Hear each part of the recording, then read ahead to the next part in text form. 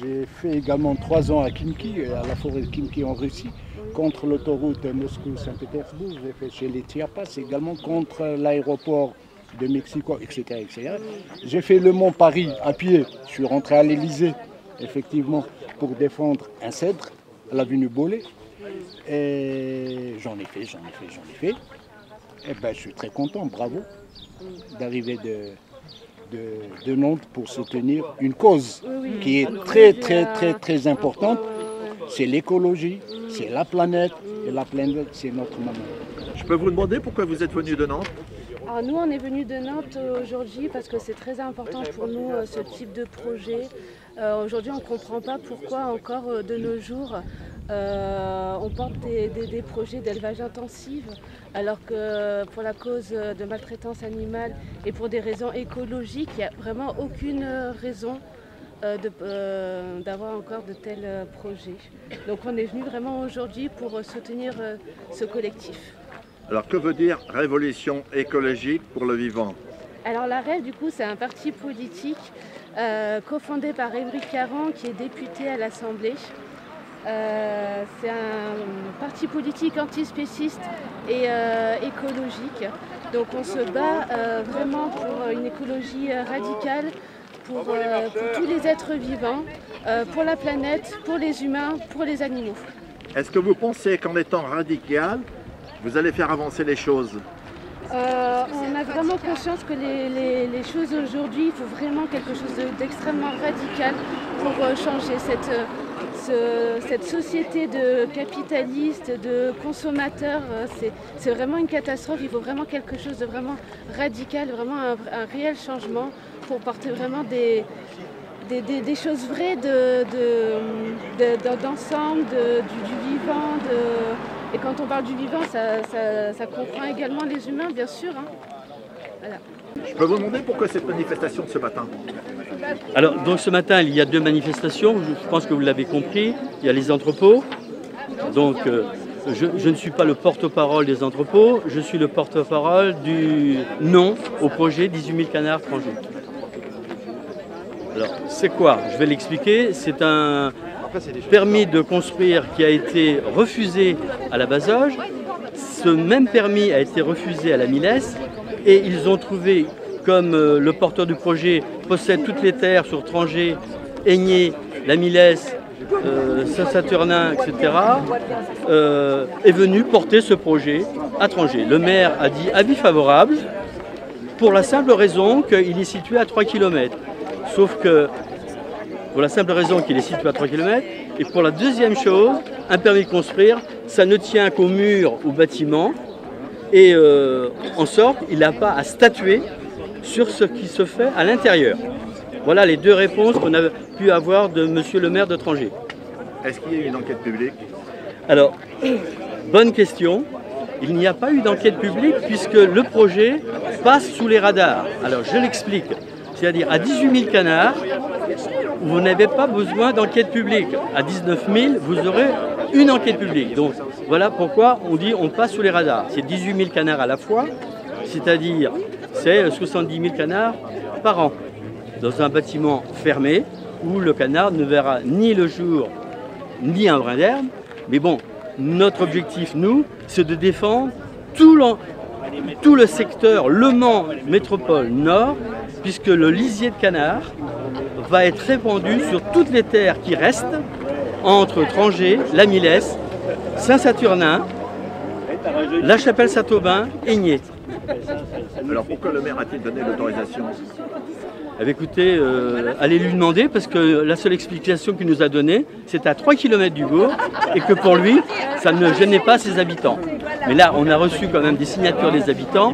Ils savent très bien qu'à l'heure actuelle, il y a des épandages et l'épandage qui se met en place, qui se mettrait en place, est, je dirais, à l'échelle multipliée par 50.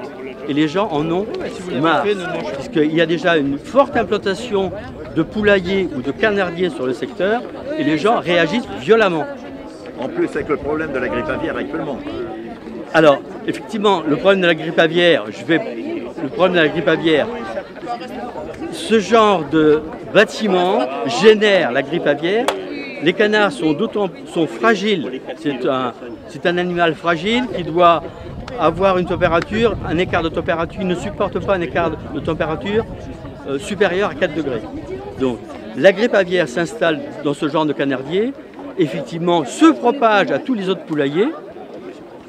Donc on n'a pas envie, moi j'ai pas envie, je vis à côté de poulailler, poulet de louer, ça se passe très bien, mais là on est sur une autre échelle comme je vous ai dit. Monsieur le maire de Trangé n'a pas pris la peine d'aller voir le site. Le site pose un sacré problème écologique. Le site, c'est un terrain en pente, lieu de source qui fait la rivière, qui va traverser le bourg de la Millesse et qui va venir polluer la Millesse. Donc l'autorisation a été donnée à l'aveugle. On valait plus. On peut dire ça comme ça. Monsieur, moi ce que j'ai compris dans les rouages de la République, c'est que le maire a toute autorité dans la délivrance d'un permis de construire. 2 maires avaient déjà refusé. Je vous ai expliqué ce qu'il nous a dit. Maintenant, c'est à apprécier aux personnes qui nous écoutent. Un emplacement idéal pour la logistique, nœud autoroutier nord, sud, est, ouest. C'est parfait pour construire un entrepôt. Y en a-t-il vraiment besoin ? Y a-t-il eu une étude de marché?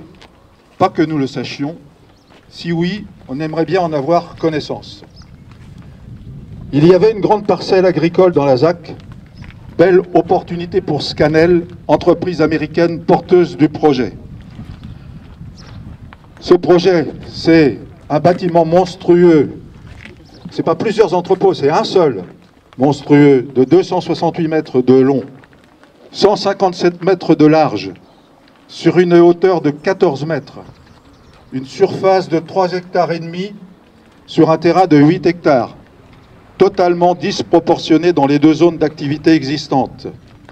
Ce bâtiment, ce projet, c'est aussi une artificialisation des terres sur une surface de 5,5 hectares. C'est aussi une voirie prévue pour quelques entreprises qui est maintenant totalement, et qui serait totalement inadaptée pour la circulation des poids lourds. C'est aussi un impact sur la circulation de la rue Pégase pour l'accès au parking des véhicules légers qui deviendra dangereux sur la zone de l'Étoile 1 où il y a déjà 3 entreprises de transport et une centrale à béton. C'est aussi un impact totalement ignoré sur la circulation de la route de Laval, déjà très dense aux heures de pointe. C'est aussi un prévisionnel de circulation très sous-estimé des poids lourds, au vu des 31 quais de déchargement.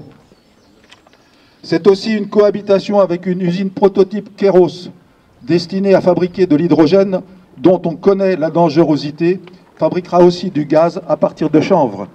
Au hasard, il y aura besoin de 1500 hectares de chanvre dans un rayon de 35 km pour fournir l'entreprise Kéros. Cette entreprise Kéros va aussi générer un afflux de tracteurs et de camions sur la même voirie. En ce qui concerne le projet lui-même, la partie des cellules de stockage de produits dangereux et inflammables en face de Kéros sera séparée par le chemin de Champfleury dont la largeur permet difficilement à 2 voitures de se croiser. Rappelons que ce chemin, qui est une impasse, donne accès à un gîte ayant une capacité d'accueil de 180 personnes et donne aussi accès à une habitation privée. Des réserves sont également émises par la DREAL. Je rappelle, la DREAL, c'est la direction régionale chargée de l'environnement, de l'aménagement et du logement. Donc également émise par la mairie sur la capacité du terrain à absorber la quantité d'eau pluviale collectée sur 35 000 m² de toiture, plus 15 000 m² de surface bitumée. Le tout sans tenir aucun compte des riverains dont certains sont en mitoyenneté directe. En réponse à ce dossier présenté par Scanel, la préfecture nous dit « Pas de problème, tout est réglementaire ». L'arrêté préfectoral d'autorisation est donc publié et affiché en mairie ici depuis le 21 avril. Auparavant, le 10 janvier de cette année, le conseil municipal avait donné un avis favorable au projet, avec toutefois des remarques et pas des moindres. Premièrement, en ce qui concerne le stationnement des poids lourds, où il était évoqué dans ce débat du Conseil le risque d'un stationnement sauvage avec des conséquences de déchets, des problèmes sanitaires. Ils évaluaient à 60 camions au jour, en fait on sera presque à 200. Bon, ils pensaient aussi, ils avaient imaginé que ça pouvait créer des allées et venues importantes en ce qui concerne les poids lourds. En ce qui concerne les véhicules légers, ils estimaient à 200 par jour, et qui va créer des embouteillages sur une voirie déjà chargée matin et soir. Ça, c'est le premier point sur le stationnement des poids lourds. Et on voit bien que le conseil municipal a abordé des sujets très sérieux et avec pertinence. Le deuxième point, c'était le stockage des matériaux inflammables. Donc le permis de construire avait été accordé à Kéros, et la question qui était posée par le conseil municipal, c'était est-ce que les deux projets sont compatibles sans rendre ce secteur Céveso? Le troisième point, c'était l'implantation du bâtiment. Compte tenu de la hauteur du projet, il était intéressant de se rapprocher du point bas du terrain, puisque ce terrain est légèrement en pente, pour éviter qu'il se fasse masse dans le paysage. Et puis le dernier point, c'était la végétalisation du site. Les zones de l'Étoile 1 et 2 ont une végétalisation importante, et même si le projet prévoit cette végétalisation, le conseil municipal exigeait qu'elle soit vraiment assurée. Donc ces 4 points étaient vraiment importants. Le débat était vraiment intéressant, sans doute. On n'y a pas assisté, mais ces questions étaient pertinentes. Et on se demande comment le conseil municipal a pu valider, à partir de problèmes évoqués de la sorte et d'un tel niveau, comment il a pu valider à l'unanimité ce projet. On se le demande. Scanel a maintenant 4 mois pour revoir sa copie, c'est-à-dire au plus tard le 14 juillet, pour la remise de ce permis déjà validé à l'unanimité. Aurons-nous, nous, opposants, une possibilité de vérifier que les remarques faites par le conseil municipal lui-même soient bien respectées? Nous demandons qu'une réelle consultation du public soit mise en place à cette occasion et que la période des vacances ne soit pas le moment idéal pour faire passer le projet sans faire de vagues. Nous avons déjà entamé la démarche d'un recours contre l'arrêté préfectoral porté par les riverains et l'association Le Mans Métropole Environnement auprès de l'avocat Thomas Dubreuil, qui a accepté de plaider notre cause. Je rappelle, Thomas Dubreuil, avocat de Bénère et avocat de Notre-Dame-des-Landes.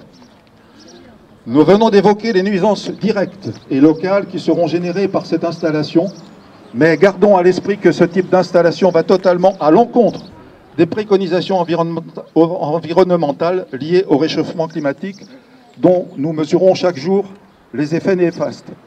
Pour ceux qui auraient pu voir, le 4 mai dernier, il y a eu une commission spéciale du Conseil national de la transition écologique qui a émis les plus grandes réserves à partir des éléments qui étaient fournis par le GIEC concernant toutes ces implantations et concernant les risques de réchauffement climatique.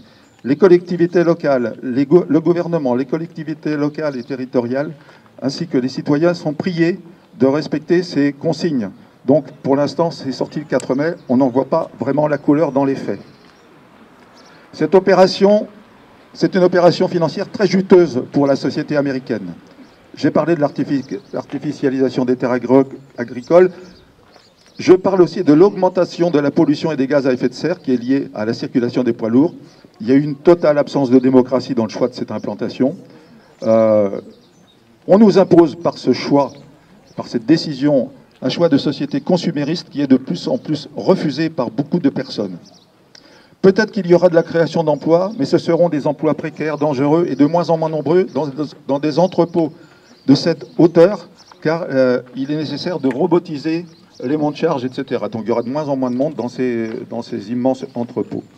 Qui paiera donc les aménagements routiers non prévus au départ et qui s'avéreront à court terme indispensables? Notre département déroule un tapis rouge à ce type d'installation. Par exemple, à Chéré, il y a un bâtiment de 12 hectares et demi sur 33 hectares d'emprise au sol pour de la logistique. À La Millesse, on a 4 hectares et demi de bâtiments avec 9 hectares d'emprise au sol pour de la logistique et de l'industrie. À Montabon, il y a 6 hectares de bâtiments, 18 hectares d'emprise au sol, logistique et industrie. Et à Louaille, il y a 2 entrepôts qui sont annoncés.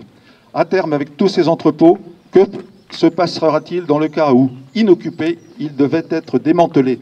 Ce serait encore à la charge de la collectivité.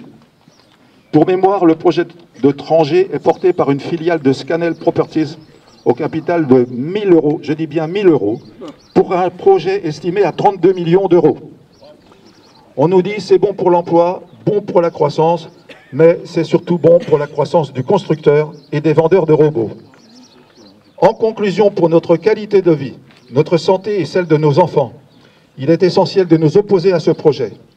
Au-delà des actions en justice que nous pourrons mener, mobilisons-nous afin de sensibiliser nos élus et leur faire prendre conscience que ces réalisations sont totalement anachroniques et dépassées.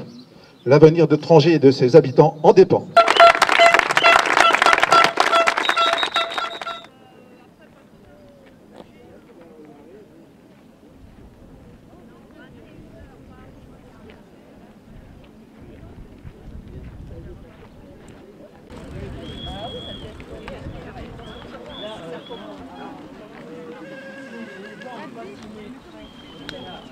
Vous voulez remercier les gens? Alors, tout s'est bien passé, j'ai l'impression. Oui, jusqu'à maintenant. On a fait exprès de venir jusque dans le bourg de la Milesse, vous avez trouvé des choses intéressantes. Et il y a également le marché, et les associations de la Milesse vous proposent aussi des choses. Donc, je vous remercie d'être présents. Je fais une nouvelle réunion, 3e, à Aigné. 3e ou 4e commune, à Aigné, le 19 juin. Donc, 19 juin à partir de 18h30.